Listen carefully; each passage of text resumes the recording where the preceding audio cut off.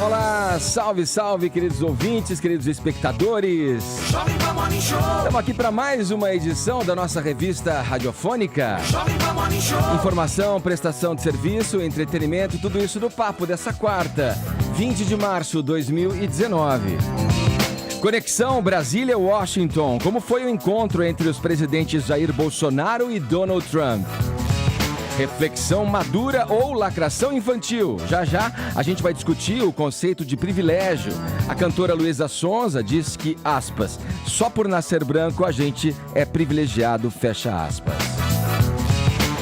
O Brasil, do Brasil para o mundo, um papo ao vivo e em cores com um dos artistas brasileiros que mais fazem sucesso no exterior. Olha só, hein?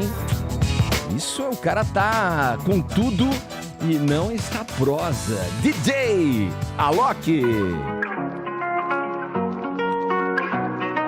We were gonna go to Paris. We were gonna get tattoos. Gosta dessa aí, Paulinha? Ah, eu gosto de tudo que o Alok faz. E essa aqui, ó? E essa aqui? Eu adoro essa, Vai, gente. cara. Acho super vibrante. Adoro música eletrônica com vocais fofos que a gente quer decorar. Boa, isso aí. Esses são alguns destaques do Morning Show, que tá apenas começando. E você aí, espectador querido, você ouvinte, é o nosso convidado de honra. Siga com a gente. Obrigado aí pra você que tá indo pro trabalho, indo pras escolas, enfim, nos trânsitos das grandes cidades e nos acompanhando aqui no Morning Show. Vamos pra hashtag, Paulinha? Vamos, é uma Qual hashtag é que é? simples e fácil pra vocês. Hashtag Alok no Morning. Participe, mande sua pergunta, faça o seu meme, o seu gif, opine sobre os assuntos do Morning Show. Hashtag Alok no Morning. E aqui pelo WhatsApp, 11 931 17 1009, eu convido você, caro espectador, caro ouvinte, a mandar uma mensagem em vídeo respondendo pra gente o seguinte: o que é privilégio pra você? Você concorda com essa frase da cantora Luísa Sonza? Ela disse o seguinte: só por nascer branco a gente é privilegiado. E aí, mande a sua mensagem em vídeo pra gente, 11 931 17 1009. No mais, você pode nos acompanhar pelo aplicativo da Jovem Pan e também pelo site jp.com.br. A gente transmite também pelo YouTube, é o youtube.com/morningshowjp. Não deixe de acessar também nossos perfis nas mídias sociais. Estamos lá no Instagram e no Facebook, tá bom? Todos convidados a passarem a próxima hora e meia colados aqui na Pan, porque o Morning tá apenas começando.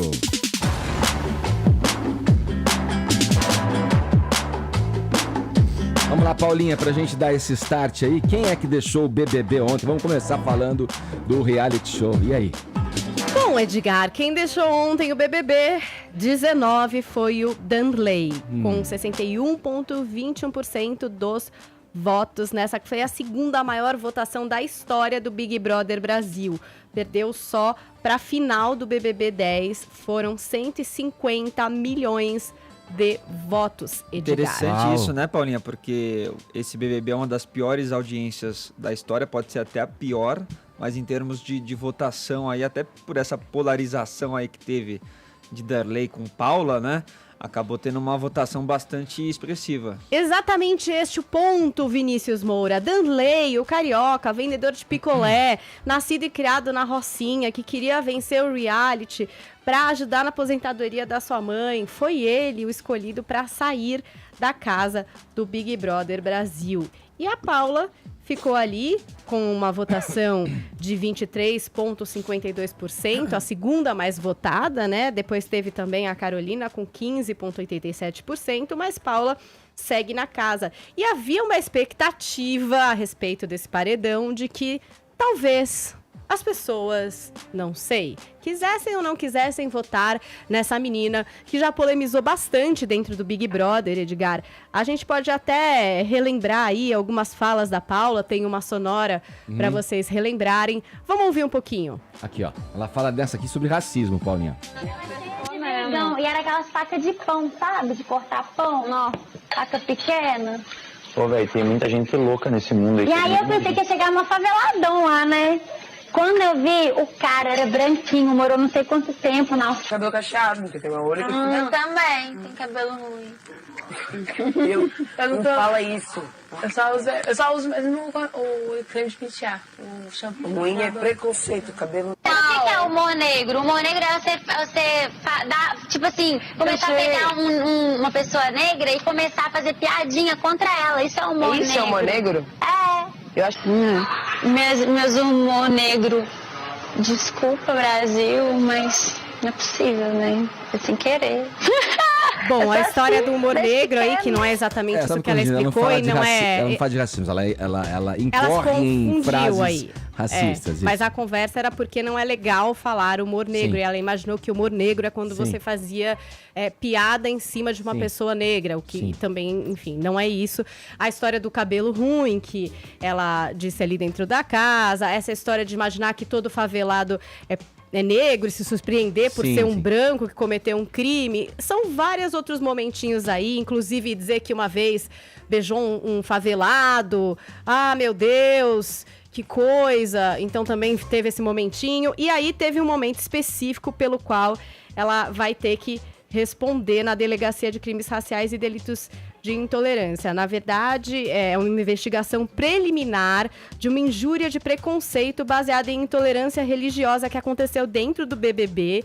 E aí não tem nada a ver com essas falas que a gente colocou agora, que foram falas que repercutiram na internet, mas que não tiveram aí nenhum indiciamento, nada em relação a isso. Mas essa fala dela realmente pegou e quando ela sair da casa, ela vai ter que responder pelo que ela disse. Vamos conferir o que é que foi, Edgar. Eu tenho muito medo do Rodrigo. Medo? De te mandar? De, tipo, mandar ele... Algum dia eu pegar o líder e mandar ele, sei lá. Ele mexe muito com esses trecos. Não fala disso. Ele falou hoje lá o tempo todo. Ele sabe, falou? tipo, cada Oxu deles lá. Ele conhece, sabe? Eu tenho medo disso. Então, preconceito religioso, o Rodrigo é da Umbanda, então ela falou que tem medo do Rodrigo, porque ele mexe com esses negócios de Oxuns aí. No fim, ela fecha aí essa conversa dizendo, nosso Deus é maior. Então, em relação a isso, ela vai ter que prestar esclarecimento para o delegado Gilberto Stivanello e o próprio Rodrigo também vai ter que ir lá falar o que ele achou dessa fala, enfim, para ver se isso realmente vira um inquérito ou se as coisas, enfim, vão ser esclarecidas aí só nessa fala com o delegado. Então é isso, Edgar. Esperava-se que talvez o público desclassificasse agora a Paula, mas ela ficou. E aí eu pergunto pra vocês, será que Paula será a vencedora do Big Brother Brasil, Edgar? Bom, Vini que é bom Será? nisso aí. O Vini já... Você tá em dúvida, gravou. Vini? Você Gravou. já tá em dúvida em relação? Pode acontecer? Eu acho que pode acontecer. Tem grande chance da Paula vencer, sim. Até por essa polarização que ela criou com os outros participantes. Agora é engraçado, né? Porque o Maicon, ele acabou sendo eliminado, um ex já participante, acabou sendo eliminado, talvez por motivos parecidos com que as pessoas acusam a Paula, né? Sobre comentários um pouco preconceituosos, às vezes um pouco sem noção. Teve um episódio também de intolerância religiosa naquele abraço do Rodrigo com a Gabi. Mas eu acho que a Paula, de alguma forma, conseguiu adquirir uma empatia maior do público. Não sei se porque as pessoas estão achando, talvez, que também estão exagerando um pouco. Na cobrança dela? Da cobrança dela. Ela, às vezes, até na segunda-feira, que teve lá aquela prova da discórdia, né? Que eles precisam falar algumas coisas ali, foi com os 3 emparedados, né? E uma das perguntas era, quem te intimida? E ela falou que quem a intimidava era o Rodrigo, porque às vezes ela ficava com medo de falar alguma coisa perto dele, ele falar que aquilo tava errado, enfim. Mas eu acho que a tal da coisa também, assim, tem alguns comentários que às vezes se naturalizam, né? Eu acho completamente errado, equivocados. Eu acho que, ainda mais quando você está convivendo com outras pessoas, o certo seria você ouvi-las, tentar entender o porquê que elas consideram aquilo ofensivo e tentar mudar a sua atitude, pelo menos naquele ambiente, para não voltar a ofender essas pessoas. Pelo menos é o que eu tomo para minha vida, né? Mas ela parece que não, ela continua. Ela dá risada, manda essas do tipo, essas ai, coisas. desculpa, Brasil, sabe assim? Tipo, essa sou eu. Posso me arriscar a comentar o BBB? Claro. Momento inédito aqui. Acho que o ouvinte vai se lembrar do Adriles Jorge, Sim. um ex-BBB. Sobre ele disse o Pedro Bial, abre aspas, é um homem inteligentíssimo e foi a única amizade que eu realmente fiz no programa. Ora, Pedro Bial comandou aí o BBB por 16 temporadas, teve acesso a mais de 230 participantes, né? Então, para todos os efeitos, embora seja um cara brilhante, o Pedro Bial é um expoente da lacrosfera do Projaquistão e é um apologista do politicamente correto. Ainda assim, o Bial endossa o Adriles Jorge, que tuitou o seguinte, e eu recomendo ao ouvinte da PAN que siga o Twitter desse cara. Reparem, olhem, várias pessoas que fazem discurso contra o ódio são as que mais fazem linchamentos, que mais agridem e ofendem. Vários que discursam contra o ódio são os que odeiam mais, com sede de sangue, de uma justiça invertida e vitimista que criam para destruir vidas. Ele continua, não há uma única atitude racista de Paula no BBB 19. O linchamento que fazem com ela é a coisa mais brutal e desumana da história do programa. A militância do ódio, também formada por mídia influenciadora, banalizou imputar crimes a pessoas, o que é um crime em si, e de fato calúnia, artigo 138 do Código Penal diz o seguinte, caluniar alguém, imputando-lhe falsamente fato definido como crime, parágrafo 1º, esse aqui é importante, na mesma pena incorre quem, sabendo falsa imputação, apropala ou divulga, pena 6 meses a 2 anos, mais multa, né? E aí ele fecha aí a thread dele. Uma palavra equivocada não é necessariamente um ato de agressão. Uma babaquice não é um crime. Pois é. Uma crítica a uma ideologia, ou modo de pensar, não é um crime também. A falta de senso de proporções está criminalizando toda a natureza humana. Carrascos monstruosos se travestem de justos. Olha, e principalmente nos dias de hoje, hein? O que há de linchamento de todos os lados e pessoas que alimentam esse tipo de linchamento é incrível mesmo. Imagina uma menina que está exposta ali, dizendo as coisas que diz. Ela pode ser simplesmente uma, enfim, limitada, uma pessoa que realmente curta de ideias e razões.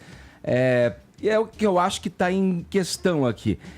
Tem um ponto bom, só queria dizer que tem um ponto bom de que assim, o Brasil está exposto ali, essas pessoas que estão ali estão expostas e representam parte da população que pensam dessa maneira e se expressam dessa maneira. Daí eu acho que vem o exercício constante, né? Pelo menos de quem se preocupa, quem quer fazer um exercício, um esforço em um movimento em torno de empatia, do entendimento, do alheio, do diferente, do distinto, é o que está caminhando, né, em discussões que vão, de um lado, o politicamente correto atrapalha a vida das pessoas, que é muito do discurso da direita, e você sabe muito bem disso, Caio. Mas do outro lado tem também um movimento de pessoas que, por exemplo, com relação ao racismo, entendem que é também papel do branco falar sobre isso, e tem a sua importância em trazer o assunto à baila, à discussão. E é só assim que as coisas vão chegar num nível, num ponto de equanimidade, onde todos possam ter, enfim, aí a tão aclamada meritocracia, que é um outro termo também que é muito utilizado hoje em dia. Acho que a gente vai poder ter e cobrar por ela quando todos tiverem condições iguais para a ascensão nas coisas mais básicas da sociedade. O que essa menina disse, na verdade, ela é uma limitada, ela é curta. Mas, cara, eu concordo com você. Isso não é crime, de fato, é uma limitação que ela tem mesmo de falar essas, sei lá, bobagens para alguns, nem tanto para outros. Eu concordo com você que tem um público que se vê, né, no discurso da Paula aí, que concorda, que também não vê problema, mas como eu disse, teve um participante que foi eliminado pelos mesmos motivos, então eu acho que tem um pouco a mais aí, tem algo que desperta mais na Paula do que nos outros participantes, porque na verdade também, quando a gente separa um pouquinho essa questão aí das falas consideradas racistas ou não, é uma edição muito fraca, com participantes muito fracos, né? Então quando tem uma pessoa que destoa um pouquinho, seja para o bem ou para o mal, ela acaba ganhando uma popularidade maior. Uhum. O Fefito, Paulinha, querem mandar uma ou vamos Eu embora? acho que qualquer país sério com um reality show como Big Brother Brasil já teria tirado essa garota daí. Eu vou evitar falar dessa garota porque eu acho que ninguém tem que dar palco pra esse tipo de pensamento. Eu acho que se ela estivesse no Big Brother Canadá, no Big Brother Inglaterra ou no Big Brother Estados Unidos, ela já teria levado uma advertência e incorrido no erro já teria sido expulsa. Então, sinceramente, a gente não tem que ficar passando pano na cabeça de quem faz falas racistas. E ironiza isso o tempo inteiro, porque acho que uma coisa é você ouvir alguém... Quando alguém fala alguma coisa pra mim, diferente do que eu penso, do que eu falei, costumo ouvir... E acho que é bom você mudar de ideia. Ou pelo menos levar a sério o que as pessoas estão falando, porque se incomoda alguém, né? De E antes que repente, falem, só isso. Eu acho que ela ironiza demais as coisas depois. Então, Ela é cínica. eu não acho legal. Eu não acho legal essa postura. Acho que tudo bem se ela erra, se ela, enfim, faz o que ela quiser, cada um faz o que quer e erra também na vida. Mas acho que é legal a gente ouvir e ouvir de verdade. E não ouvir e ironizar. E achar tudo isso uma grande piada, entendeu? E antes que falem que a mimimi é regra nos outros Big Brothers pelo mundo, se você fala algo considerado ofensivo por alguma comunidade, você é advertido e, em sequência, expulso, se incorre no erro. Inclusive, um brasileiro foi expulso do Big Brother Celebridades na Inglaterra por causa disso. Vamos lá, vamos seguir aqui. O delegado Alexandre Dias, que investiga o massacre no colégio Professor Raul Brasil, em Suzano, deu novas informações sobre o caso. Um adolescente foi apreendido ontem pela polícia. Vamos aos detalhes. Vini, o que aconteceu? Esse menino parece, aí, pelo que é conduzido nas investigações, que tem alguma ligação com o que aconteceu. Ou Sim. uma proximidade, no mínimo, com os assassinos. Segundo o delegado, inclusive, Edgar, ele teria sido aí o mentor, né, deste atentado na escola Raul Brasil em Suzano. Então ele teve essa apreensão feita pela polícia e agora com também a aprovação do Ministério Público, que na semana passada tinha até discordado aí dessa ação, mas com a apresentação das novas provas, das novas evidências, agora o Ministério Público também se mostrou aí favorável à apreensão e agora a internação dele também na Santa Casa pelo prazo de 45 dias provisoriamente, e aí será decidido se ele será condenado ou não. Se ele for condenado, ele fica 3 anos em reclusão, né, Edgar? E essas novas provas que o delegado aponta aí são mensagens que foram trocadas por aplicativos e também a compra de objetos que o delegado afirma que poderiam ser utilizadas aí também no ataque. Inclusive, algumas dessas compras teriam sido feitas com um dos assassinos também deste atentado. Então ele fez lá, passou primeiramente pelo ML, depois foi levado ao Fórum de Suzano, onde se apresentou a justiça, que autorizou agora aí esta internação do menor. Vamos ouvir agora, Edgar, a palavra do advogado de defesa deste menor, o Marcelo Feller, que contesta qualquer participação dele no atentado. Ele negou qualquer participação nesse ato. Qualquer participação, o que me parece bastante incrível, dada a mensagem que ele manda para o próprio atirador, informando do que está acontecendo. Eles tiveram um período brigados, que eles não se falaram, e voltaram a se falar há poucos meses. Bom, então ele nega aí esta participação, a investigação será feita, a polícia tem esta quase que conclusão, né, sobre o caso, tem muitas evidências aí que mostram sim que ele teria esta participação, repito, até como um mentor do atentado, e a polícia também busca, Edgar, uma quarta pessoa envolvida, que seria um traficante que teria fornecido uma das armas aí para que fosse feita aí este atentado também em Suzano. E hoje o dia prossegue com um dia de homenagens lá em frente à escola Raul Brasil. Vai ter até também um ato ecumênico lá com líderes religiosos, e ainda não tem-se a previsão, né, de quando as aulas vão retornar. Estão chegando, na verdade, até agora, Edgar, alguns materiais para que seja feita ali uma reforma no ambiente, para que quando os alunos voltem ao local de ensino, eles possam entrar num local bem modificado, né? Sim. Daqueles que eles têm na cabeça, imagina, que é muito difícil. Imagina o peso, hein, Vini? Voltar ao lugar, a cena do crime, lembrar os locais, hein, gente? a cena. É terrível mesmo essa história. Bom, vamos lá. Fechou, Vini? Fechamos. Vamos virar o assunto. Então tem mais um aqui pra gente tratar. Agora a gente fala da viagem do presidente Jair Bolsonaro aos Estados Unidos, onde ele encontrou ontem o agora colega Donald Trump. O americano afirmou que vai apoiar a entrada do Brasil na OCDE, a Organização para a Cooperação e Desenvolvimento Econômico, e discutiu com o presidente brasileiro uma possível intervenção militar na Venezuela. Na Casa Branca, os dois chefes de Estado trocaram camisas de futebol e lembraram do histórico Pelé. Pegar também uma camisa, né? Que simboliza ali o maior jogador de todos os tempos, Edson Arantes do Nascimento, e nos deu muita alegria no futebol. E é um prazer aqui entregar essa camisa aqui para nós, né? Use the opportunity to hand you a gift, a jersey, as a token of an emblematic token. Aí, teve a troca de souvenirs, de presentes, né? Entre Por que os... o número 19, hein, Edgar? Puxa, boa pergunta, do Trump Vini. e pro Bolsonaro, acho que foi um pouco aleatório, né? Porque os Estados Unidos não ligam tanto assim pro futebol, né? Ligam mais pro futebol americano, então acho que foi um pouco aleatório. 2019. Talvez. Pode ser, Talvez. Pode ser. Talvez, vamos lá. Também na terça-feira, Jair Bolsonaro pediu desculpas por uma declaração dada à Fox News. Na entrevista à rede americana, ele disse que a grande maioria dos imigrantes em potencial não tem boas intenções, nem quer fazer o bem ao povo dos Estados Unidos. Ao ser questionado por jornalistas sobre o que quis dizer com a mensagem, o presidente da República afirmou que cometeu um equívoco, aspas dele. Boa parte tem boas intenções. A menor parte, não. Peço desculpas aí. Fecha aspas, disse o capitão reformado após reunião com Donald Trump. Vamos lá, Caio, o resumo tem vários outros assuntos, mas enfim, um mini resumo aí tá feito. Qual é o saldo, na tua opinião, dessa viagem, desse encontro do Bolsonaro com o Trump? O balanço da visita é indiscutivelmente positivo. A Vera Magalhães, no Jornal da Manhã, ela trouxe para o ouvinte da PAN os insights do professor Matias Spector, da FGV, a Fundação Getúlio Vargas, que é um especialista nessas reuniões internacionais e, inclusive, faz algumas viagens precursoras, entrevistas às autoridades envolvidas. Abro aspas para a Vera aqui. Ele classificou o saldo obtido por Bolsonaro nesse encontro como o maior desde, pelo menos, Fernando Henrique Cardoso.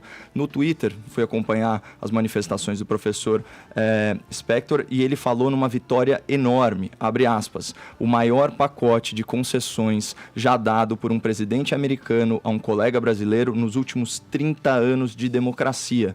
E não é só na academia que a visita foi bem avaliada. Também o embaixador Marcos Azambuja disse o seguinte, abre aspas, não há causa melhor para um e para outro país que a aproximação entre Estados Unidos e Brasil. Mais elogios, dessa vez, da Confederação Nacional da Indústria, na figura do gerente executivo de comércio exterior, o Diego Bonomo.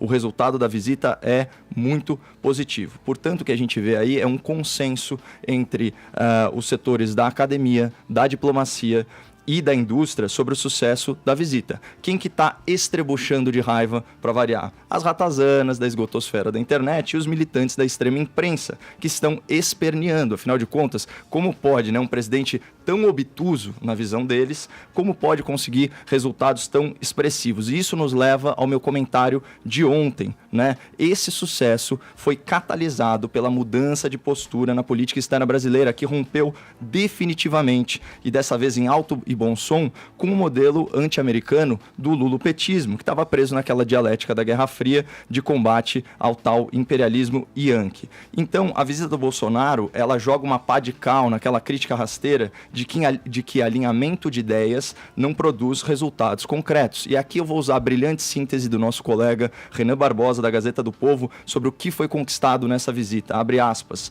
Os países assinaram um acordo de salvaguardas tecnológicas, aquele da base de Alcântara, 2 memorandos interinstitucionais entre Polícia Federal e órgãos de segurança dos Estados Unidos, um acordo entre a Agência Espacial Brasileira e a NASA para a construção de um microsatélite, um acordo para a criação de um fundo de biodiversidade para a Amazônia e alguns acordos comerciais setoriais. Além disso, Trump declarou ainda que os Estados Unidos vão considerar o Brasil aliado importante extra-OTAN e apoiar o ingresso do país na Organização para a Cooperação e Desenvolvimento Econômico, a tal OCDE. Isso daqui é a maior vitória. O O Brasil também anunciou a isenção de vistos para cidadãos americanos, canadenses, japoneses e australianos. Eu acabei não abordando esse ponto dos vistos, e aqui eu queria deixar uma questão para a reflexão do ouvinte, porque esse é um tema polêmico, né? Sobre o que reflete mais, o que reflete melhor o nosso complexo de vira-lata.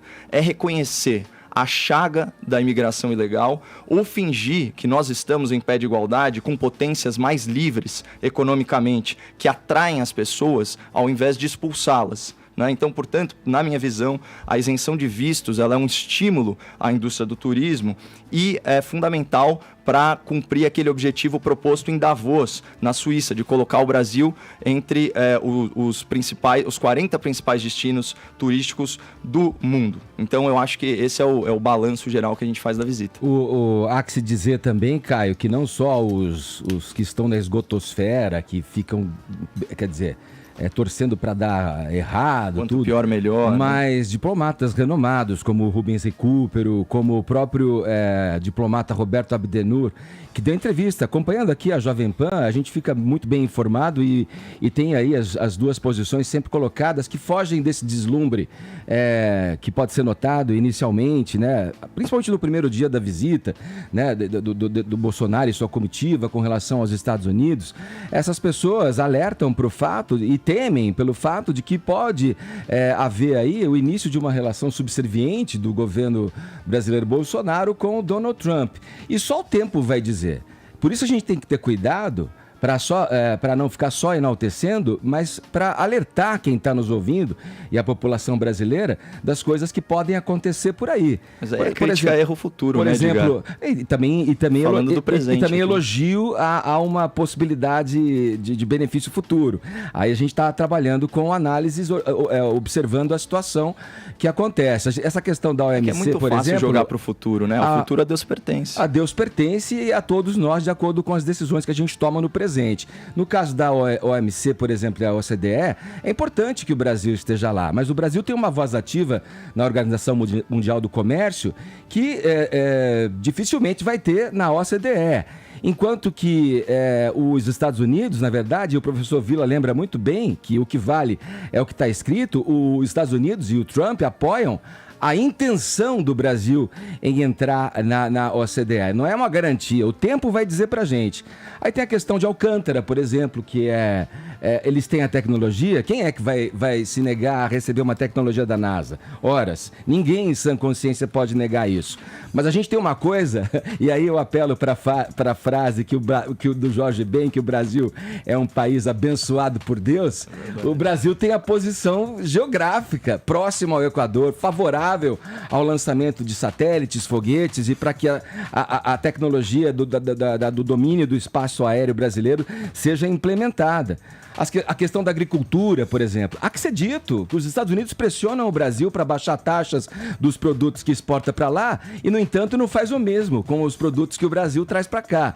Quer dizer, há que se ter aí um cuidado para a gente não ficar deslumbrado com uma ilusão de que vai tudo correr bem a partir de agora. Permanecemos, então, num otimismo vigilante. Agora, vamos combinar assim. Fora a questão aí geopolítica, que eu acho que nem vamos entrar agora, porque o Brasil pode aí, segundo inclusive o próprio Recupero, entrar aí numa mira de terrorismo e outras coisas pior, que o Brasil, por tradição e pela diplomacia que apresentou ao longo da sua história, nunca se envolveu nesse tipo de conflito. Mas o tempo nos dirá. Vamos falar com Trindade, diretamente de Brasília. Trindade, olha, o avião já pousou aí, parece que o pouso, me corrija se eu estiver errado, aconteceu por volta das 8h30 da manhã, e o presidente Bolsonaro já tem um pipinão aí um abacaxi para descascar, digamos assim. Qual seria esse abacaxi a ser descascado, Trindade? Bom dia, querido. É a política, né? Muito bom dia, Edgar, bom dia a todos, bom dia, Caio. Olha, Edgar, havia sim uma apreensão geral aqui nesta primeira viagem oficial do presidente Jair Bolsonaro ao exterior. Ele tem outras duas, né? Ao Chile e a Israel. E ele passou no teste. Ele traz na mala conquistas importantes e o principal mesmo é na política internacional. A Argentina e o Brasil sempre disputaram ali a cotoveladas para ser o primeiro amigo até entrar no governo o ex-presidente Lula, que decidiu colocar um basta nesta história e admitiu outros aliados preferenciais. Agora não, há um alinhamento ali. Pelo menos o Donald Trump conheceu melhor Jair Bolsonaro e sua família, fez elogios a Eduardo Bolsonaro, o deputado fez o convite para ele ir ao Salão Oval, ele foi o único a entrar a convite do presidente norte-americano. Então, o presidente Jair Bolsonaro traz assim na mala resultados positivos e até desmancha aquela apreensão de ele faria algo de ruim para a sua imagem nos Estados Unidos. Chegou cedo, né? E logo depois se reuniu com o ministro da Defesa e já está definindo ali os detalhes da aposentadoria dos militares, que deve chegar hoje no Congresso Nacional. Olha, Edgar, esse pepino aí da política está aumentando e o presidente Jair Bolsonaro terá que encarar. Porque até agora os líderes dizem que o governo não tem um perfil, não tem um jeito de lidar com os deputados e senadores. E aí, ontem me disseram líderes no Congresso Nacional de que a ordem é partir para o confronto e a chamada inquietação. São armas antigas, né? E os deputados vão convocar ministros do presidente Jair Bolsonaro a todo instante no Congresso e atrapalhar ali e mostrar o descontentamento. O que eles querem é o de sempre, né? Partes do governo, nomeações políticas. E olha, prestígio, né? O deputado só pensa naquilo. Ô Zé, só para usar uma frase aí do presidente da Câmara, o Rodrigo Maia, ele usou uma expressão curiosa ontem que eu ri ao ver o jornal e a declaração dele. Ele falou, pô, os caras querem chegar agora, no fim da festa, quando a música já tá baixando o volume, quando não tem mais ninguém para dançar. Não pode passar a mensagem para a população de que, mesmo aí, considerando que há uma defasagem do salário dos militares, tudo em função do restante do funcionalismo público, né? Não pode se passar para a sociedade a impressão de que a reforma está sendo feita com 2 pesos e 2 medidas, né? Exatamente. Edgar, não se trata de uma reforma tranquila. Dividiu todos os governos. Dividiu o PSDB quando o Fernando Henrique fez ali parte da reforma da Previdência. Me lembro que o partido ficou dividido. O PT entrou. Lula fez uma reforma importante, colocando que a partir de 2013 o funcionário público que entra tem ali o limite, que é o limite do INSS, né? Sim. E dividiu o PT. Por isso que se criou o PSOL. O PSOL foi criado diante desta divergência na reforma da Previdência. E é lógico que vai dividir de novo essa base governista. Mas só que agora a opinião pública está consciente, está apoiando essa proposta de reforma da Previdência. Não há outra opção, não há mesmo. O que se discute aí são detalhes e quando a proposta será aprovada. O governo Jair Bolsonaro pode apostar nessa vantagem da opinião pública e levar a ferro e fogo no Congresso. Porque voltar à política antiga, o presidente até agora tem descartado. Perfeito. Zé, obrigado pelas informações. Um abraço, bom trabalho aí em Brasília. Perfeito, muito bom dia. Agora 10h33, horário de Brasília. Jovem Pan Morning Show. Jovem Pan Morning Show. Jovem Pan Morning Show. Na Jovem Pan. Sim, meus queridos espectadores, queridos ouvintes, vamos lá, que não é mole não, hein? Seguimos aqui no Morning Show, este programinha de rádio que tem de tudo. Tem política, tem economia, tem esportes, tem entretenimento, tem Big Brother, tem televisão, tem seriados, mas também tem algumas surpresas incríveis, como a que a gente vai ter agora no programa. Olha, ele é um dos DJs mais famosos do Brasil e a sua fama atravessou fronteiras, o cara é internacional, na verdade. Alok, fazia tempo que a gente estava aqui na captura, atrás de você, para tentar trazer você aqui pro Morning Show, Muito pelo cara. contrário, eu que tinha tempo queria participar do programa de vocês, cara. Foi um pedido meu estar aqui hoje, assim, eu pedi, por favor, vamos ver se rola e tal.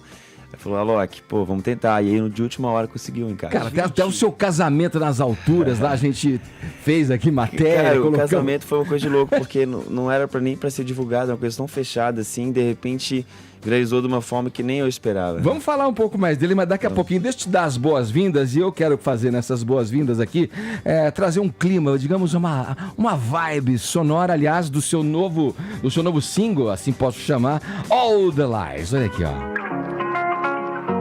Paulinha pode dançar se quiser, hein? Em cima da bancada, que elas não. Por favor, eu vou cantar. Não vai te pedir nada, Paulinha. Eu vou cantar daqui hoje. Eu tô assim, singelinha. Olha aí, ó. O Alok, olha, eu queria que você começasse falando um pouquinho desse som, desse single e tal. Depois de superar aí recordes e recordes com Hear Me Now, né? Que é uma música que é talvez o topo aí, o auge da tua carreira de sucesso e tal. Mas tem uma mágica no som, né? Você ouve uma música e você fala assim, pô, tô sendo conduzido pela música. As suas composições, as suas criações acabam sempre conduzindo, né, as pessoas pelo sucesso que elas fazem, né? É a prova disso, a mexerem o corpo, né? Uma música que você começa a falar, pô, mesmo uma música dessa que não é necessariamente um pancadão, uma batidona, ela tem uma levada que vai conduzindo as pessoas. Fala um pouco como é que você chegou nisso, não quero falar a palavra fórmula, mas já falando, como é que você chegou nesse formato aí de composição e de criação sonora que agrada tantas pessoas? Hoje eu busco diferentes formatos, assim, na minha carreira. Então, por exemplo, essa música é uma música mais focada para rádio, né? É um clima diferente, mas quando eu vou tocar na pista, eu faço uma versão um pouco mais energética, sim. Exatamente. E tem músicas também que eu faço mais voltado para a cena eletrônica, que é, por exemplo, a Fuego, que ela traz um pouco mais, ela não tem tanto, a única palavra que tem é só eu Fuego que é. Então, sim, ela é muito mais focada para o segmento eletrônico. Às vezes acaba tendo esse crossover de expandir para diferentes áreas. E tem uma música também que eu falo que é de uma música mais focada para o Brasil, mercado brasileiro. Porque, querendo ou não, a gente sabe que a gente tem um mercado muito fechado aqui. Coisas que bombam lá fora não significativamente vão bombar aqui dentro. Então eu também procuro fazer esses três, então são andando em três linhas. Qual assim, a principal diferença? Você falou, por que bomba lá e não bomba aqui? Qual seria a razão disso acontecer? Eu acho que é pela cena que a gente tem aqui, que é muito forte, focado no sertanejo, é muito forte também. O funk tá bombando muito, então acho que acaba ficando... O DJ também antes vinha mais, o dólar tá muito caro, não consegue trazer mais, então não consegue fomentar essa cena de uma forma que era antigamente. Então acaba que a gente criou um próprio cenário aqui, nacional e muito forte. Então você vê às vezes músicas, por exemplo, hip hop bombando no mundo inteiro e no Brasil nem chega. Sim. Então é uma questão da gente mais cultural mesmo. Assim. Alok, me ensina. O que faz um DJ? É só apertar o botão? A gente viu que você se envolveu numa polêmica com a Roberta Miranda essa semana, porque ela disse que faz um DJ, só aperta o botão, e você disse que tem um processo de composição. Ontem no programa Mulheres, inclusive, tava conversando com a Regina Volpato e ela tava falando, eu não sabia que o DJ fazia letra também, que ele também cantava. É que é DJ e produtor musical. No caso, você é os dois, né? O que faz um DJ? Ele só aperta o botão ou ele cria uma canção inteira? É porque é aquela coisa, né? Tipo assim, no meu caso, eu sou um produtor antes de ser DJ. Então eu faço todo a pré-produção. Às vezes eu componho as letras, às vezes eu acabo pegando letras de outras pessoas e eu vou produzindo. Então, depende. Mas, por exemplo, meus pais são DJs há 20 anos. Eles começaram no vinil e o que eles fazem, na verdade, é a arte de fazer as mixagens ao vivo e acabar, tipo, tocando às vezes por 2 horas, 3 horas, 4 horas. Depende, é muito variável o formato. Então, por exemplo, tem casos também de DJs que eles fazem tudo ao vivo, tá? O Denis é um cara que ele faz muitas coisas ao vivo. Então, é muito variável. É difícil a gente falar o que um DJ faz em específico, mas eu vou falar pelo meu caso, assim. O meu caso eu sou um produtor musical e aí... O que eu faço na hora é a forma de expressar a minha arte. Eu não sou um bom cantor, eu sou um bom produtor. Então, enfim, é a forma que eu tenho ali de comunicar com o público. Você ficou magoado com a Roberta Miranda? De forma alguma, porque isso é uma coisa Achei você muito elegante na resposta. É uma coisa muito comum e eu só quis levantar um ponto porque, tipo assim, eu sei o que eu passei na minha infância, quando eu falava que meus pais eram DJs. Ninguém entendia, mas como assim DJ e tal? E meu pai, antes de ser DJ, ele era roqueiro. Então, é uma questão mesmo, assim, cultural mesmo. As pessoas não têm entendimento. E quando eu vou no Faustão e aperto o play, as pessoas acham que é só isso. Só isso. Você falou aí do DJ 2.0, né? Muito ligado à produção musical, né?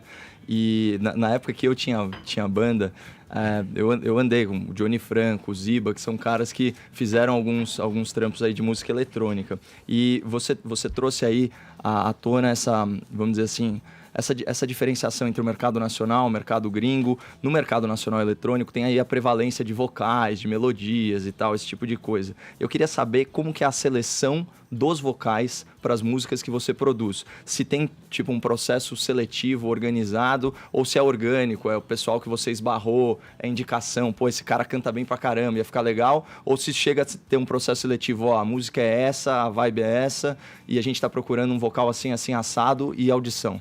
É muito variável, assim. Por exemplo, já teve caso, eu estava andando em Nova York, vi um artista tocando no metrô e falei, caraca, isso é demais, esse cara. E fiz música com ele. Fiz algumas músicas, inclusive a Ocean com ele, uma música dele. Então, assim, depende muito. Agora, hoje em dia, como ficou bem maior, eu acabo recebendo muita coisa, né? E aí, o que tá acontecendo hoje é que eu tô indo atrás de colaborações que eu acho que sejam ideais para aquelas músicas que eu tô recebendo também, entende? Então, por exemplo, às vezes eu recebo uma letra, eu produzo ela e falo, pô, mas esse vocal poderia ser bom com fulano. Aí eu vou atrás de fulano e a gente vai atrás. Agora, você falou do seu pai, né? A gente fundou um programa aqui na Jovem Pan, que já tem há muitos anos, que é o Na Balada. E a primeira geração do Na Balada, eu era produtora, com 18 anos. E seu pai era meio um mito em Goiás, porque ele iniciou a cena lá, que era do Psytrance. E você começou tocando com seu irmão, com quantos anos? 12 anos. 12 anos tocando Psytrance em rave. Como que aconteceu isso, assim? Como que foi? Vocês gostavam do som? Aí verdade, o seu pai começou a levar quando vocês? Quando eu tinha 5 anos, eu morava na Holanda. E eu morava na Holanda, na verdade, num lugar que a gente chama que é Scott, que é um lugar que é abandonado pelo... Enfim, e aí a gente meio que morava numa invasão, que era um hospital abandonado, lá na Holanda. E lá a gente teve o primeiro contato com todo, enfim, segmento eletrônico, porque tinha muitas pessoas do mundo inteiro, uma comunidade nacional. Minha mãe trabalhava numa boate lá como cleaner e tocava Psytrance. Foi aí que ela teve o primeiro contato. E aí ela acabou trazendo os vinis para o Brasil, meu pai também foi lá. E aí começou, então, tipo, era uma coisa que desde muito novo já está inserido na minha vida, né? E aí quando eu comecei a tocar aos 12 anos, eu comecei muito influenciado por eles. Só que chegou um momento na minha vida que eu não era mais aquilo que eu queria, entendeu? Eu estava sendo muito influenciado. Então, as bandas que mais me inspiraram na minha vida, por exemplo, foram Coldplay e U2. Então, eu tentei trazer à tona isso na minha sonoridade. Então, as músicas que eu faço hoje, elas não são mais focadas somente para um segmento. Eu procuro abranger mais, entende? E eu acho que esse é o meu papel. E cada dia que passa, eu tenho me encontrado mais. Dá tempo de você compor? Porque a gente só te vê, quando eu vejo reportagem, você tá sempre viajando, você tá sempre no avião. O trabalho dele, Fefito. Mas, nossa, mas o cara tá no avião compondo. Mas como ele arranja tempo pra compor? Fone, o computador. Não, mas é que ele deu uma entrevista dizendo que uma música às vezes pode levar meses. Porque no caso dessa aí levou meses, porque foi todo o processo, não só de criação, de achar a colaboração certa, então foi um processo mais longo. Mas tem músicas que também acabam saindo mais rápido. Quando eu tô viajando, começa a brincar nas ideias, eu tava vendo Narcos, aí eu, aí peguei, fiz a... É muito variável, assim. E fica registrado, você tá ali no computador, o teu projeto fica ali, você vai voltando a ele várias vezes. Eu ouvindo você falar, eu me influencio por Coldplay, outras bandas mais, digamos, orgânicas, que fazem um som dentro de um padrão mais conhecido e estabelecido, que é o rock, com formação, baixo, batera, né, teclado, enfim. E é curioso observar isso, porque meu filho João, ele canta num projeto chamado Beatbox. E ele produz também, ele começou a produzir. E ele é um garoto, eu sou suspeito pra falar, viu, da pena, mas ele é um menino como o Joel, como você falou, é um menino talentoso, ele toca piano, autodidata, toca guitarra, toca bateria, toca tudo. E ele produz no computador. E quando eu comecei a ver que ele estava enveredando pra essa questão, eu fiquei pensando na minha cabeça, fiquei quieto, não falei nada, falei assim, puxa, eu sou old school, né? Rock and roll da veia, que nem talvez o seu pai, assim, formação de banda e tal. Mas eu fiquei com aquela pulga atrás dele, falei, que caminho ele vai tomar? E quando eu comecei a me aprofundar nas conversas com ele, ele também me falou, pai, eu me influencio por essas bandas de rock, como você está falando agora. E é interessante como isso se traduz no resultado do som, porque não é uma música necessariamente, vou falar um jargão aqui, mas aquela batistaca que é música eletrônica. Que é boa também para dançar. Que é boa também, tanto que o Alok falou uma coisa aqui que eu confirmei uma constatação, desculpe me alongar aqui, já vou te passar a bola, é que o que acontece? A música feita digitalmente, hoje em dia, ela é uma música, digamos, viva, no sentido de que quando se compunha antigamente, que se prensava o vinil, acabou. Aquele som clássico do Whole Lotta Love, do Zeppelin, estava lá, cravada aquela assinatura. Um clássico indiscutivelmente. Mas a música hoje, ela serve a propósitos, né, também. Então a música que a gente ouviu aqui no rádio, que você fez especialmente para o rádio, necessariamente tem que ser modificada e adaptada para uma versão de pista, de dança. Isso eu acho uma coisa muito interessante que eu aprendi também a considerar e achar valor ali, né? Então por isso que é uma constatação muito da sua geração. Meu filho deve ter a tua idade, você deve ter 20 e poucos anos, sei lá, você é um garoto ainda. 27. É isso, porque na verdade eu não dá pra colocar uma música de 7 minutos na rádio hoje em dia mais. Sim. Ninguém vai tocar, entendeu? Então é uma questão também de você trazer uma sonoridade que as pessoas consigam ouvir na rádio. Ô, Alok, eu queria te fazer uma pergunta sobre a sua relação com fãs, mas antes de fazer a pergunta, eu quero mostrar um vídeo que acabou de chegar aqui pra gente pelo WhatsApp. Solta aí, Brunão. Cadê, Bruno, o vídeo? Bruno, não estraga esse momento. Sua música All the Lies é muito maravilhosa. Eu adoro. Ai, que fofa, Coramão!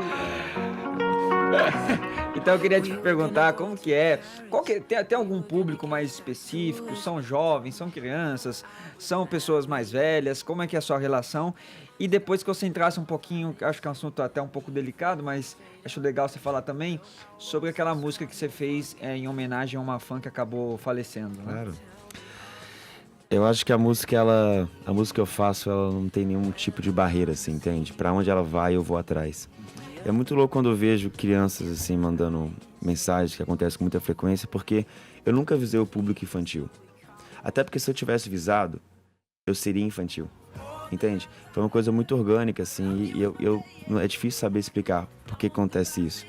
Não sei se são as ações diárias que eu faço, não sei se é porque os pais gostam, de repente passa para os filhos, eu não sei explicar. Mas é uma coisa muito louca, porque as crianças que curtem a Loki, elas sentem culpa por curtir a Loki. Não é aquela coisa tipo de infantil. O irmão mais velho também curte. Cara, te falar uma real, eu sou muito grato. Eu não sei nem descrever assim, porque quando eu vejo um vídeo desse, assim, é surreal, demais. Sabe? É uma coisa que eu não imaginava nunca na minha vida. E muitos pais acabam conhecendo também o meu trabalho através dos filhos. Então é uma parada, tipo... E em relação a Ocean, é porque tinha uma fã que ela queria muito me conhecer. Ela tinha também o sonho de conhecer o oceano.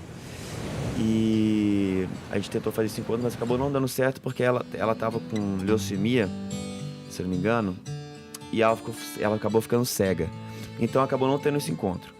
O que acontece é que eu liguei pra ela no dia seguinte e falei, pô, e aí, tá, Ana Paula? E aí eu descobri que a menina tinha 12 anos, entendeu? E eu falei pra ela assim, pô, não tenha medo, vai dar tudo certo e tal. E ela falou, não tô com medo de nada, tá tudo bem. E ela me passou uma calma que eu nunca tive, assim, tipo, porque é difícil você falar com alguém que tá num estado terminal. Muito complicado. E você não sabe o que falar naquele momento. E quando eu me baseei para escrever a letra da Ocean, juntamente com o Ziba e o Airo, o que eu me baseei? Naquela história do Osho, que ele fala assim: o rio, quando ele vai de encontro pro oceano, ele treme à base de medo, porque ele sabe que quando ele encontrar com o oceano, ele vai desaparecer para sempre. E todos nós somos rios a caminhos do oceano. E o rio sabe que não tem como voltar para trás. É só caminho de ida, a correnteza vai vir para frente. Mas quando ele encontra com o oceano, ele percebe que ele não desaparece para sempre, mas ele é o oceano. Então, é a gente, nós rios em encontro do oceano e lá é o eterno. Então, isso que eu quis basear, tipo, don't worry mom, I'm not afraid, don't worry mom, I'm on my way to the ocean. Tipo, nossa, Loki, eu vou chorar aqui. Cara, o Loki é um puta calma, meu. Para o brincadeira, meu. Loki, deixa eu fazer uma pergunta tosca pra eu não chorar no ar. É tosca mesmo, tá? Tem uma gíria LGBT, assim, os gays vivem dizendo a louca e tal. Todo mundo lia seu nome como a louca no começo. E tem muita gente que se confunde, além de ler seu nome como a louca, com o Aoki, que também é outro DJ muito famoso. Te contar uma coisa engraçada? Eu tava com o Steve Aoki agora em Salvador, eu tava num quarto e ele no outro. A minha esposa Romana, ela falou, tô subindo lá pro quarto da Loki. A mulher entendeu Aoki e deu a chave dos quartos do Steve Aoki pra ela. Ela entrou, ele tava sem camisa no quarto, deitado. E aí ele não entendeu nada, a minha esposa não entendeu nada também. Foi aquela coisa assim. Aí eu fui lá, pô, Aoki, é a minha esposa, aí foi tudo certo. Então rola, né, cara? Aconteceu agora no carnaval. Ô, Loki, o que você viu na Bahia? A louca também rola muito, inclusive era até uma forma que as pessoas me chamavam na escola direto. Assim. O que você viu na Bahia? Você teve recentemente tocando no Sertão Baiano, você ficou chocado com o que viu lá? O que exatamente você viu? Como foi essa tua experiência? Na verdade, eu não fui tocar, eu fui pra Salvador pra conhecer a Mansão do Caminho, que é do Divaldo Franco, que é um trabalho muito bonito que ele faz social lá em Salvador. E aí, quando o pessoal soube que eu tava lá, me procuraram para mostrar o que estava acontecendo no sertão. E eu conheci um Brasil que poucas pessoas enxergam, e eu não tinha noção. Porque eu vou pra África já faz 5 anos agora. E a realidade que eu contei lá não foi muito diferente. Tanto estruturalmente quanto de dignidade humana, entende? Então eu fiquei muito chocado com aquela situação e agora eu tô levantando um projeto chamado Vila da Esperança, que eu vou fazer um centro de acolhimento, vou fazer uma escola, vou construir casas para eles, trazer água também, porque não é só questão de furar o poço como na África, lá você precisa furar o poço e deixá-la potável, porque a água tem muito ferro e ela é salgada também. Então é um processo um pouco mais... Salobra, exatamente. E o grande ponto que eu vi ali, que me chocou muito, é que a 100 quilômetros ali tem uma cidade legal, entendeu? Diferente da África, porque na África você não tem... árido. É tudo muito miserável. Então, é realmente um abandono, assim, entende? E o governo não tem interesse naquele momento de fazer uma estrutura ali. Porque são 70 famílias, de repente. Às vezes não tem... Olha, é um Interesse? privilégio. Isso que eu ia perguntar, qual é o seu interesse? Porque a gente vê, até por essas viagens que você fez na África, Moçambique, que é um interesse genuíno que você tem. Aqui, quando você chegou no programa, você falou, legal, você tá aí com a música, mas eu vim aqui pra trocar com vocês, eu vim aqui pra conversar.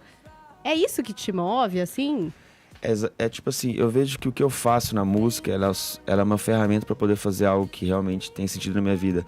Eu não conseguiria viver na minha vida sem que eu pudesse fazer o que eu faço em relação à busca de dignidade humana.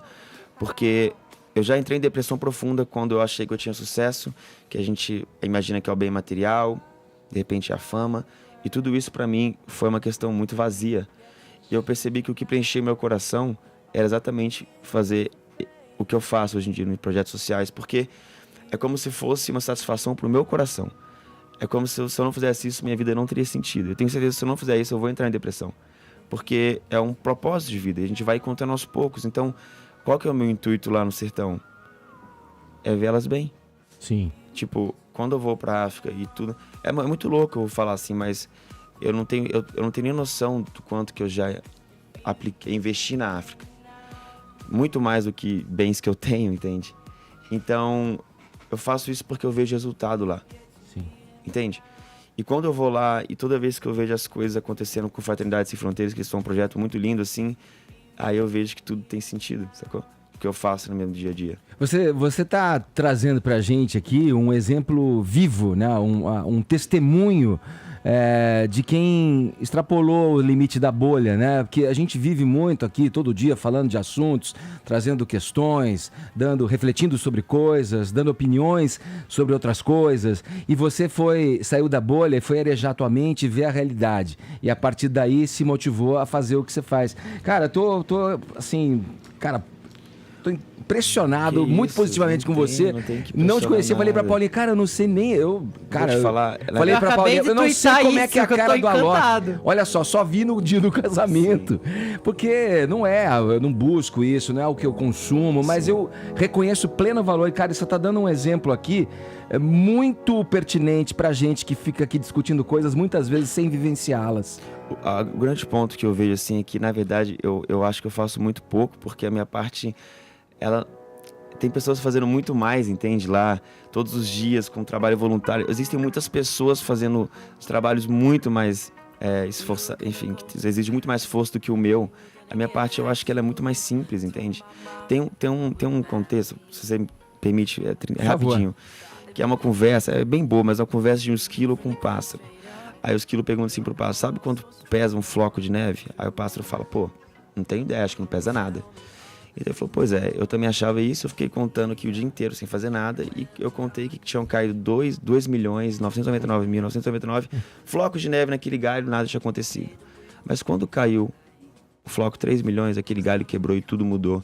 Então existem já muitas pessoas fazendo algo para que o mundo seja um lugar melhor. Às vezes falta o seu posicionamento e você acha que você não tem peso nenhum, mas você tem sim, você pode fazer diferente. Já tem muitas pessoas fazendo isso. Porra, Faustão. É brincadeira, hein, meu? Brincadeira. É um aprendizado. Melhor convidado do Morning desde por que eu cheguei resposta. aqui, pelo amor de Deus. Ô, Alok, já que você falou aqui pra gente no intervalo que acompanha, gosta tanto do Morning Show, vou convidar você pra seguir com a gente aqui. Um prazer. A gente tem um tanto aqui de programa ainda. Fica com a gente aqui, pode ser? Seria uma honra. DJ Alok hoje aqui no Morning Show, batendo um papo com a gente, falando um pouco da sua carreira, da sua vida, dos seus pensamentos. Estamos conhecendo melhor esse cara tão famoso agora que se expressa aqui e se coloca para que a gente possa muitas vezes se orientar nesses seus exemplos aí que são muito legais. Buscar orientação aqui. O Alok falou que gosta dos debates, né? Ele vai ser posto em fria aqui ou não? Porque tem cada debate. Aqui, tá protegido e blindado. Tem só assunto polêmico agora. Vocês permitem acompanhar aqui? Por favor, fica à vontade. A defesa que você tem, meu caro, só pelas coisas que você falou, pode ficar tranquilo, viu? Agora 11 horas, 1 minuto, horário de Brasília. Jovem Pan Morning Show. Jovem Pan Morning Show. Já contratamos DJ Alok para compor esta bancada do Morning Show. Vai ficar aqui agora. Segue com a gente aqui, vamos tratar de alguns outros teminhas aqui até às 11h30 da manhã, quando a gente fica no ar aqui pela PAN. Vamos lá, o que você, meu caro ouvinte, meu caro espectador, acha que é ser privilegiado? Essa questão apareceu aqui ontem, quando a gente entrevistou a Betina, da Empíricos, e agora está presente no noticiário numa entrevista da cantora Luísa Sonza, ao site Universa. Vini, vamos lá, o que ela disse exatamente? Luísa Sonza, Edgar, que já tem uma carreira também estabelecida, veio aqui também no Morning Show falar um pouquinho aí sobre esse crescimento, né, na carreira dela. Ela também é casada com o Whindersson Nunes e vira e mexe tá em algumas polêmicas aí pelas declarações dela, né, Fifito? Principalmente sobre feminismo, sobre empoderamento. Teve aquele episódio recente do nude dela que foi vazado, né? A gente mostrou aqui a reação dela na época. E agora, muito Edgar... consciente ela também, né? Sempre muito consciente. E agora, Edgar, o que chamou a atenção foi essa entrevista para ela para o portal Universa, da Luísa Sonza, que tem 20 anos, falando sobre... Sonza, perdão. Falei Sonza? Perdão. A Luísa Sonza falando sobre privilégios e também sobre empoderamento. Então, qual foi a fala aí da Luísa, Edgar? Ela diz o seguinte: só por nascer branco a gente é privilegiado. Eu sempre quis falar para outras pessoas que não entendem isso. A gente tem que reconhecer isso, mas isso não significa que nossa vida não foi difícil. Temos que reconhecer o privilégio, olhar à nossa volta, não tirar o lugar de fala dessas pessoas e mostrar o reconhecimento para isso. O branco reconhecer é um grande passo e eu reconheço o meu. É o mínimo que a gente pode fazer em relação à nossa história. Então ela está dizendo que apesar das dificuldades que a vida sempre apresenta, só pelo fato dela ser branca, ela considera que ela tem um mínimo de privilégio do que outras pessoas. E também ela se diz muito grata e muito feliz por ser uma pessoa empoderada tão cedo, porque isso faz ela focar ainda mais nela e não no que os outros falam dela. Eu sempre falei muito aqui dessa questão de privilégio, né? De privilégio hétero, de privilégio cis, de privilégio branco. E, inclusive, não é exatamente confortável discutir privilégio branco e discutir racismo quando a gente tá numa bancada composta apenas por pessoas brancas, assim, que não passaram pelo que os negros passaram e passam ainda hoje. Mas há quem acha equivocadamente que não existe privilégio, que o que existe é sorte. A sorte de você ter nascido em determinado lugar e etc. Ou que você pode construir uma vida do zero, mesmo quando você tá lutando pela merenda quente na sua mesa ou tendo que andar 10 quilômetros até estudar. Eu não considero sorte a gente ver um jogador de futebol brasileiro sendo xingado de macaco nos campos da Europa, quando nenhum jogador branco é xingado de palmito. Eu não considero sorte alguém ser encaminhado para o elevador de serviço do próprio prédio quando os brancos não são encaminhados, exceto em casos de, obviamente, ter sacolas ou carrinhos e etc. Eu não considero sorte alguém ver um motorista de aplicativo dar meia volta porque vê que você está acompanhado de pessoas negras ou é negro. E acredite, isso aconteceu com vários amigos meus. A Secretaria de Segurança Pública de São Paulo disse que no ano passado, em 6 meses, entre janeiro e julho do ano passado, aumentaram em 29% os casos de racismo e injúria racial. A gente teve, inclusive, casos que ficaram muito popularizados, como gente mostrando a arminha pra câmera e dizendo que a negrada vai morrer, ou pessoas fantasiando crianças de escravos e pintando elas, assim. Eu, sinceramente, acho que usar sorte pra discutir privilégio é um grande absurdo. A gente tem, obviamente, muitos problemas, todo mundo sofreu muito na vida, continua sofrendo, mas negros, especificamente, sofrem ainda mais do que pessoas brancas. Eu tô com a Angela Davis, não é preciso ser contra o racismo somente, é preciso ser antirracista, é preciso demonstrar o mínimo de empatia nesse tipo de causa. O Alok, e aí, quer entrar nesse papo com a gente? Entro, vamos entrar, assim, eu vou te falar que, na minha convicção, assim, eu concordo muito com o que o Fefito falou, só que eu queria levantar um ponto aqui que é um ponto de certa forma, um olhar diferente, tá? O que acontece? Através desse trabalho da África que eu faço, eu um dia postei um vídeo com o Almirante, que é uma criança que ele estava com um tumor no olho, e eu disse, que eu queria, enfim, ajudar ele e tal. E aí o movimento negro caiu matando em cima de mim, assim, falando que eu era um branco FDP, aproveitador de uma criança negra para me promover como herói. sendo que os brancos já maltrataram tantos negros e agora eu quero ser o herói em cima do sofrimento deles. Naquele momento eu fiquei muito em choque, assim, porque jamais foi o meu intuito. Sim. E eu procurei entender e procurei falar com todo mundo do movimento. E a única pessoa que me atendeu foi do site Mundo Negro. E ela, na verdade, não quis nem abrir debate. Eu falei assim, vocês podem pelo menos me ensinar? Porque, assim, é um assunto que eu, de certa forma, nunca vou conseguir entender como vocês entendem, porque eu não estou na pele de vocês. Eu não estou na mesma posição de vocês. O lugar de fala é diferente.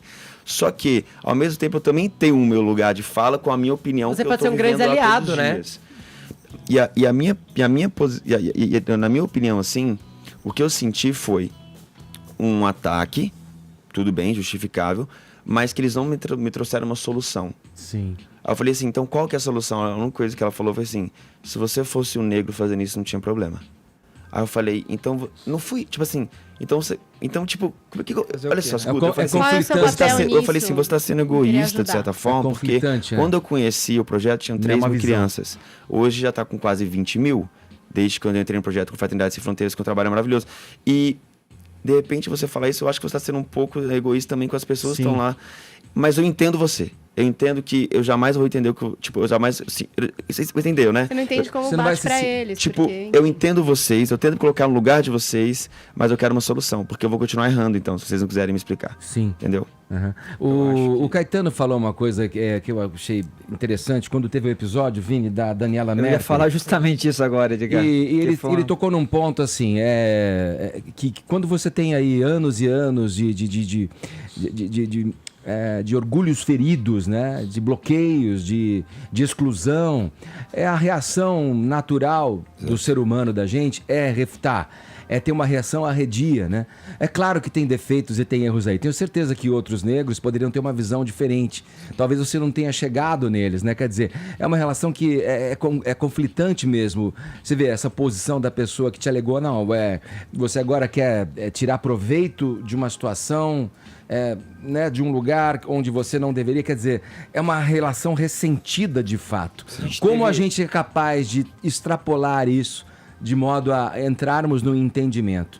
A partir de ações que nos levem a um lugar igual para todos. Eu acho que a gente tem que mostrar que a gente é aliado, a gente não é protagonista nesse tipo de causa. Eu, por exemplo, não sabia das suas ações na África e achei incrível. Então, e só mais um ponto foi que, levantados, eu falei assim, tô fazendo faz quase 5 anos, eu nunca vi ninguém de vocês me procurarem para sequer dar uma opinião, entendeu? Eu tô fazendo várias coisas que eu acertei, agora quando eu faço uma coisa que de repente pode ter uma interpretação diferente daquilo que eu quis demonstrar, vocês me atacam dessa forma, então calma, vamos conversar, entende? Acho que esse diálogo é importante para todo mundo aprender. Eu preciso aprender, porque é um assunto que muitas vezes, debatido quando eu acompanho vocês na internet, eu aprendo muito aqui, porque eu concordo muito com o Fefito. Aí depois o Caio fala uma coisa, eu falo, pô, mas o Caio também tem você sabe, tipo, então eu tô aprendendo, cara. É difícil eu me posicionar assim, sendo que eu tô aprendendo ainda. Eu queria fazer uma parte, né? Na minha análise, você foi vítima da politização das pautas sociais, né? Que deveriam estar acima de partidarização. E que eu quero fazer algumas colocações, você fica à vontade para me interromper, que eu estou super acostumado.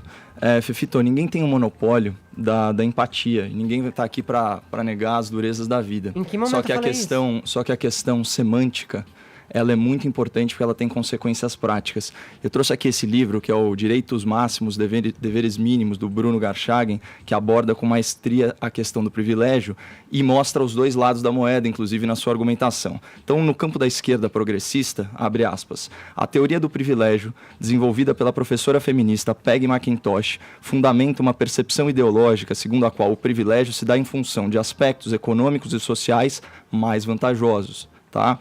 Essas vantagens, portanto, não são concedidas por uma entidade política. Elas têm origem na natureza e nas circunstâncias das coisas. Portanto, raça, etnia, gênero, orientação sexual, capacidade econômica, tudo isso define privilégios. Isso faria de mim e de você o combo do privilégio, né? Então, branco, descendência europeia, homem, heterossexual e rico no seu caso.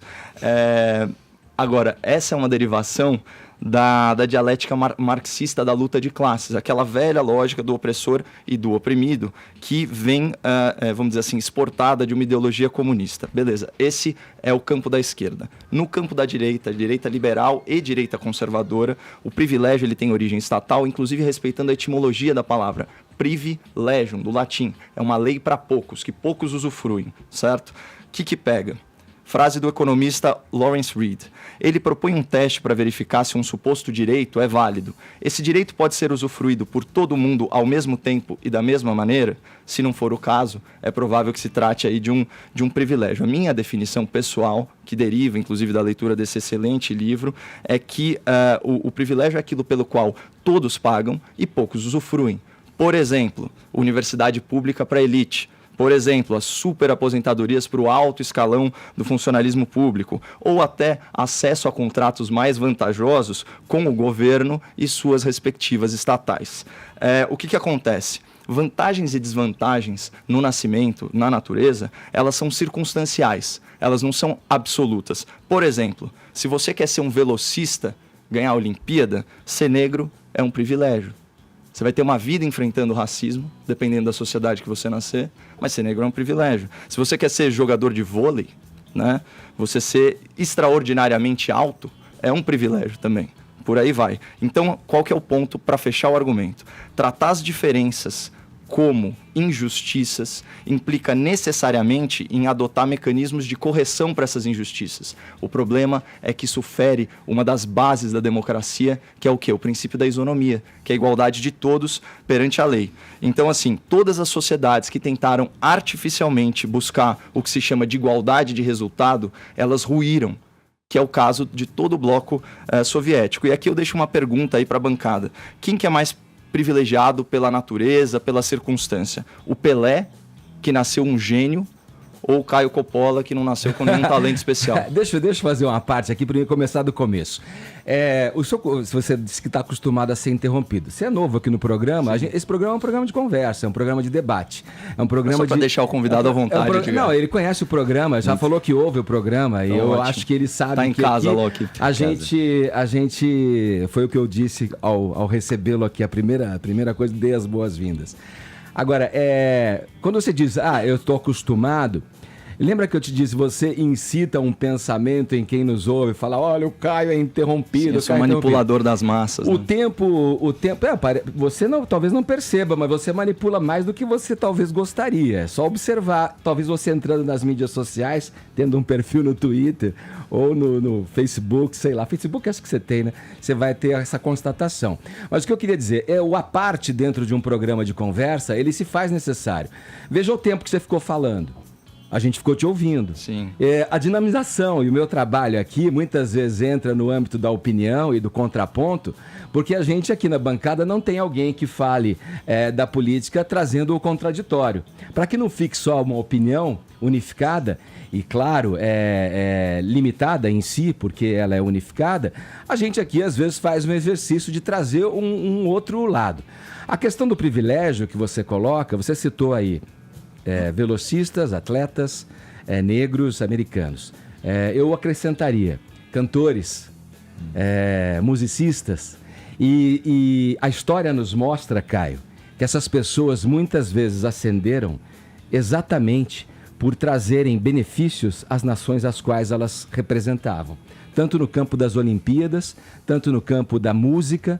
A música americana, a música negra americana é internacionalmente conhecida, e essas pessoas só ascenderam, e a história está aí para não me deixar mentir, por conta de terem habilidades extraordinárias. E não ascenderam por uma equanimidade social, e sim... Não são a maioria. Porque elas representavam algo que fosse trazer algum benefício para a nação às quais elas eram representantes.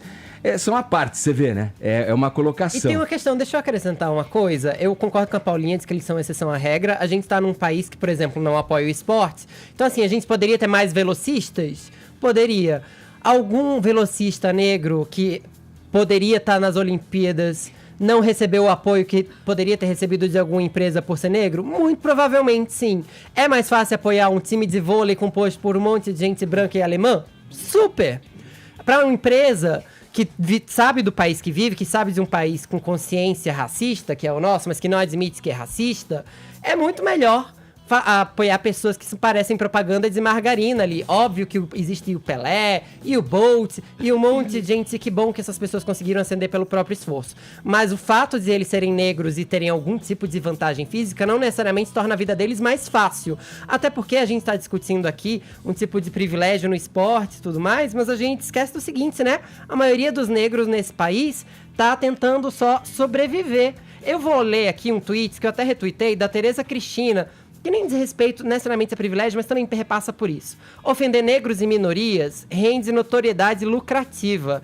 Somos um país que, em vez de punir, reverencia os racistas. Basta pedir desculpas a quem se sentiu ofendido e logo são premiados com contratos, idolatrados no Big Brother ou até eleitos para cargos públicos. A Tereza Cristina, que é cantora, retuitou isso, uma sambista de primeira e muito consciente, inclusive, de seu papel na sociedade. E eu acho que também na questão da palavra privilégio, para mim, não tem só esse significado do Caio, essa questão do Estado. É um privilégio estar aqui conversando com a Loki. Eu me sinto privilegiada por ter uma família estruturada. Eu me sinto privilegiada por ter estudado em escolas muito acima da média dos brasileiros. Eu me sinto privilegiada em poder falar aqui no microfone e em muitas vezes poder representar pessoas que não conseguem e não tem espaço para falar. Eu concordo que tem múltiplos significados. Então eu acho que tem múltiplos significados, sim. Não, e para mim, não é esse isso. o significado da palavra privilégio. É muita teoria. Privilégio tem a ver é muita teoria, né? Não, assim, com a Paulinha multissignificados, eu acho que, tipo, isso daí vale. Pois é. É importante, não só para não parecer que você está negando. Interromper a Paulinha. Interrupting a Paulinha. Privilégio, para mim, é muito mais do que esse significado político. Não, mas é porque é o significado político que realmente importa, porque é ele que vai determinar. Pra mim, o privilégio vem de outro lugar. Sim. E eu me sinto privilegiada, sim. Falo aqui, posso falar. E acho que a gente tem que ter empatia e ouvir pessoas diferentes da gente. Como a Loki aqui disse que foi tentar ouvir. É óbvio que existe ruído, os ruídos estão aí. Sim. A gente é humano, imperfeito, todo mundo. Então, ouvir o outro é um princípio básico para quem quer ajudar, para quem quer compreender. Aí você fala em circunstância de benefício de privilégio, Caio. Circunstâncias que duram séculos, concorda? Não, concordo, mas o ponto é, por que privilégio do ponto de vista na acepção política é importante? É óbvio, você pega o dicionário, tem múltiplos significados. Pois é. Mas na acepção política é fundamental, porque ele vai determinar como que você corrige isso. Né? Então o mundo se o inteiro privilégio usa a palavra privilégio errado, Caio. Não é isso. Como vai haver essa reforma. A gente tá falando As pessoas do ponto de vista se sentem privilegiadas por aqui. outros motivos que não esse do benefício do Estado. Eu me sinto privilegiada por outras coisas. Quando a gente tá falando de privilégio aqui, a Luísa Sonza, ela tá falando de privilégio por nascer branca. Ela considera que esse é um mas ela vai ser capturada por narrativa política, exatamente como aconteceu com a Loki no depoimento dele, e aí que é o efeito deletério. Por quê? Porque aí você vai usar o conceito de privilégio para ferir a isonomia. Eu não sinto que o Alok tem um problema em se reconhecer como privilegiado. Eu acho que o problema dele é outro. É em não ter tido um feedback para ele conseguir chegar no objetivo dele, que é uma ajuda. E tocar adiante uma ação humanista não tem nada dele a ver. ali. Ô, Caio, eu tô enganado, Caio, ou você já falou aqui que foi privilegiado por estudar numa escola pública, por ter dinheiro para bancar um cursinho? Pronto. Mas aí é um privilégio do Estado. É inegável que a Luísa Sonza, loira e branca, teve mais oportunidades que qualquer outra pessoa negra ir pra música, turma. Só botar um pontinho que eu não falei nessa discussão. Vou concordar com o Fefito na questão do privilégio, no princípio básico da vida, que é sobreviver. Né? E eu fico só imaginando se o menino Cauã Peixoto, de 12 anos, que levou 3 tiros da polícia na favela da Chatuba, no Rio de Janeiro, e depois foi algemado e morreu no hospital, se ele fosse branco, se ele estaria vivo ou não. Agora 11h26, horário de Brasília. Vamos em frente. Jovem Pan Morning Show. A Jovem Pan está trazendo a reflexão sobre a importância da reforma da Previdência. A gente está ouvindo aqui diariamente depoimentos de entusiastas da reforma. Agora a gente ouve Luana Tavares. Olá, eu sou a Luana Tavares, diretora executiva do CLP, Centro de Liderança Pública, e eu acredito que é muito importante se fazer uma reforma da Previdência agora. Existe uma elite do funcionalismo público que se aposenta antes e com um valor bem mais alto do que qualquer um de nós que trabalhamos na iniciativa privada. Você que trabalha em qualquer empresa, um motorista ou uma pessoa que trabalha em postos de gasolina, todos nós recebemos muito menos do que essa elite do funcionalismo público. É para nós que sobra essa conta. Um outro aspecto importante é que as pessoas estão vivendo mais e que existem menos jovens hoje na nossa sociedade. E é por isso que, no final, vai faltar pessoas para pagar essa conta de quem estiver aposentado. Então, para o nosso sistema ser sustentável no longo prazo, nós precisamos ajustar, tornar o sistema mais justo, menos desigual e também corrigir esse fator demográfico inerente à nossa sociedade. Vamos fazer a reforma agora, vamos todos lutar por essa mudança para preservar esse sistema que é tão importante para quem mais precisa. Nova Previdência. Justa para todos. Urgente para o Brasil. Não vem um papo filosófico maravilhoso. Você vou gostaria de fazer levar uma pro- pergunta para vocês aqui que não tem negros, não tem nada. mesmo. Eu quero dizer Isso o foi seguinte: citado presta aqui. atenção, meu gatinho Angorá. Preste atenção. Faltou remédio hoje. Preste atenção, Faltou gatinho. remedinho hoje. Eu quero saber o seguinte: vamos partir de um princípio básico. A Loki aqui está. A Loki aqui certo? está, um É o grande cara que menino. mais ganha dinheiro aqui. Isso. Eu quero saber de você, Edgar. Ele é competente ou privilegiado? Ele é muito ele é muito competente e privilegiado. As duas coisas, ele reconhece, olha aí. Cristal sensato. É um privilégio estar com a Loki aqui. né? Vamos É confessar. isso aí, muito bem, Alok. Vamos atrasar um pouquinho Eva hoje, porque é merecido. Aplausos para esse rapaz. Parabéns pelo teu trabalho, não só pelo teu trabalho na música, mas pelo teu coração, pelo que você é como ser humano. Obrigado pela presença aqui, foi um prazer te conhecer pessoalmente, rapaz. Gratidão, gente. Valeu. Alok com a gente, muito boa a entrevista. E assim a gente termina este programa com Paulinha oferecendo uma prenda a você, tuiteiro. Você, tuiteiro, que usou a hashtag Alok do Morning, Ronaldo Silva Andrade, vou falar com você, ganhou um prêmio aqui do Morning. Maravilha. Muito obrigado pelo prestígio de sua audiência. A gente fica por aqui. Amanhã tem mais. A partir das 10 da manhã aqui na Foi Pan. pros trends, hein, a hashtag. É bom lembrar. Gostou da pena? Porque ela coloca todo dia, ela do...